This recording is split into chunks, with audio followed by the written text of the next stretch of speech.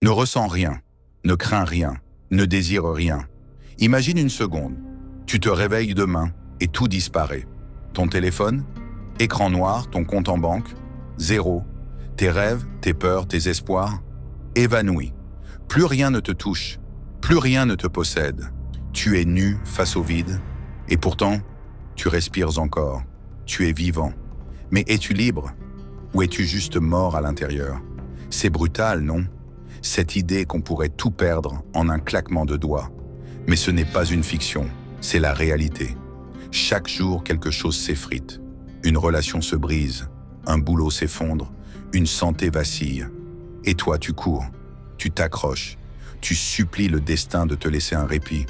Mais il ne t'écoute pas. Il frappe, encore et encore. Jusqu'à ce que tu te demandes, pourquoi je ressens tout ça? Pourquoi j'ai peur? Pourquoi je veux toujours plus? Je te vois. Toi, là, derrière ton écran. Les cernes sous les yeux, le poids sur les épaules. Tu scrolles sans fin sur TikTok, X, Insta, cherchant une distraction, une réponse, un sens. Tu te compares. Elle a une vie parfaite. Lui, un corps de sculpté. Eux, des millions. Et toi, tu te sens petit, insignifiant. Tu te demandes si tu vaux quelque chose. Si quelqu'un te verra un jour. Tu as mal, mais tu ne le dis pas. Tu te tais, tu encaisses, tu te noies dans le bruit du monde. Et si je te disais que cette douleur, ce chaos, cette tempête dans ta tête, c'est une illusion? Pas une illusion gentille, non, une illusion cruelle. Une prison que tu as construite toi-même, brique par brique, avec chaque peur, chaque désir, chaque larme que tu refuses de laisser couler. Tu es enchaîné, pas par les autres, par toi. Mais il y a une porte, une sortie. Elle est là depuis toujours et elle ne demande qu'une chose, que tu arrêtes, que tu lâches, que tu apprennes à ne rien ressentir, à ne rien craindre, à ne rien désirer. Pas par faiblesse, par puissance. Il y a 2000 ans, un homme marchait dans les rues de Rome. Pas un roi, pas un dieu, un esclave. Il s'appelait Épictète, né avec rien, pas de liberté. Pas de famille, pas de choix. Son maître pouvait le battre, le vendre, le tuer. Et pourtant, cet homme a trouvé quelque chose que personne ne pouvait lui prendre. Une force, une paix, une clarté. Un jour, son maître, furieux, lui tord le genou. La douleur déchire sa chair. Épictète ne crie pas, il ne supplie pas. Il regarde cet homme dans les yeux et dit, calmement, « Si tu continues, tu vas le casser. » Le maître s'arrête, troublé, Épictète sourit. Pas parce qu'il a gagné, parce qu'il savait, ce n'est pas mon genou qui souffre, c'est mon corps. Moi je suis ailleurs. Il était libre, pas dehors, dedans. Son maître pouvait briser ses os, mais pas son esprit. Pourquoi? Parce qu'Épictète avait compris une vérité brutale. Tout ce qui arrive, il ne le contrôle pas.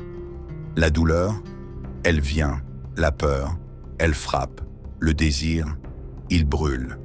Mais lui, il choisit, il décide ce qui le touche, ou plutôt, ce qui ne le touche pas. Il a écrit un jour, « Ce ne sont pas les choses qui nous troublent, mais l'opinion que nous en avons. » Relis ça, lentement. Ce n'est pas la pluie qui te rend triste, c'est ce que tu penses d'elle. Ce n'est pas l'échec qui te brise, c'est ce que tu crois qu'il dit de toi. Ce n'est pas le manque qui te ronge, c'est ton envie d'avoir plus. Épictète n'était pas seul. À la même époque, un empereur régnait sur Rome, Marc Aurèle, l'homme le plus puissant du monde. Des armées à ses pieds, des palais à perte de vue, mais chaque nuit, il s'asseyait, seul, et écrivait.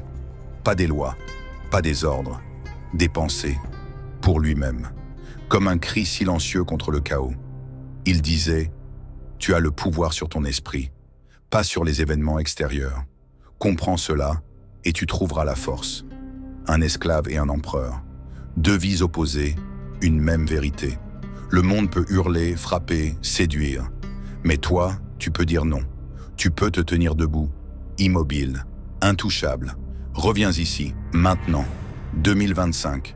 Ton monde n'est pas Rome, pas de chars, pas de Sénat, mais des écrans, des notifications, des deadlines.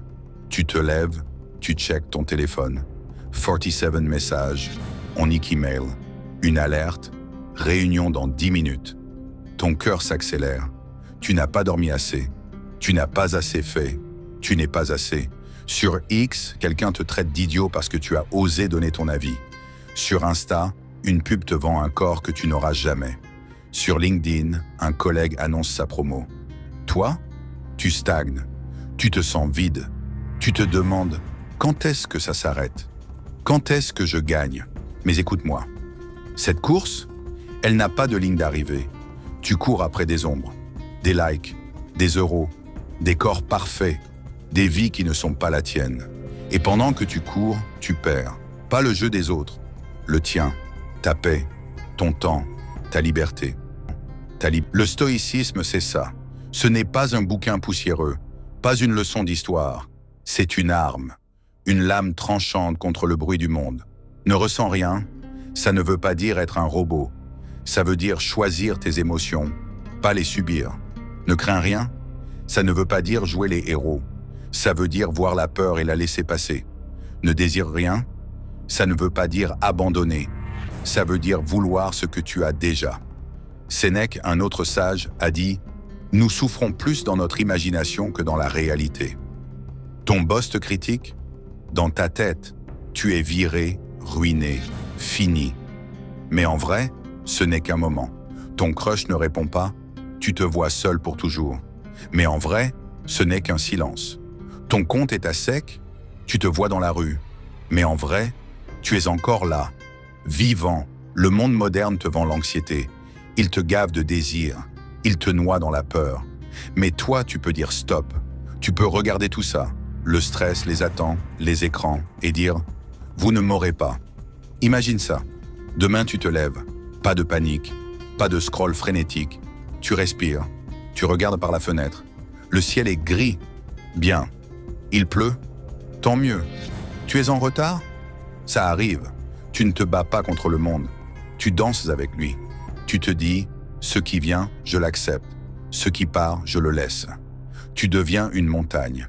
Les vents hurlent, les tempêtes frappent, mais tu ne bouges pas. Tu es là, solide, calme, puissant. Les autres courent, s'agitent, pleurent. Toi, tu observes, tu comprends.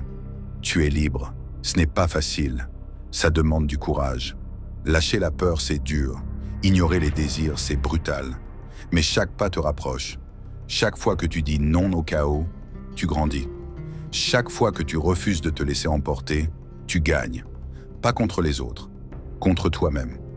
Marc Aurèle écrivait dans ses nuits solitaires « Si quelque chose est difficile à supporter pour toi, ne crois pas que ce soit impossible pour l'homme. Tu peux le faire. Tu es plus fort que tu ne le penses, plus grand que tes doutes, plus libre que tes chaînes. Alors, toi, là, derrière ton écran, qu'est-ce que tu vas faire? Continuer à courir? À te noyer dans le bruit? À te laisser bouffer par des peurs qui ne sont même pas réelles? Ou bien te lever, respirer, regarder le monde en face et dire « Tu ne me contrôles plus, ne ressens rien qui ne mérite tes larmes, ne crains rien qui ne peut te détruire, ne désire rien qui ne soit déjà en toi. Fais-le, aujourd'hui, pas demain, pas dans une heure, maintenant. Éteins cet écran, ferme les yeux, écoute ton souffle et demande-toi « Qu'est-ce qui compte vraiment? Qu'est-ce que je peux lâcher? Qu'est-ce que je suis prêt à devenir? » Le monde ne s'arrêtera pas pour toi, mais toi tu peux t'arrêter pour lui. Et dans ce silence, tu trouveras tout. Alors dis-moi, qui es-tu sans la peur, sans le désir, sans la douleur? Qui es-tu vraiment?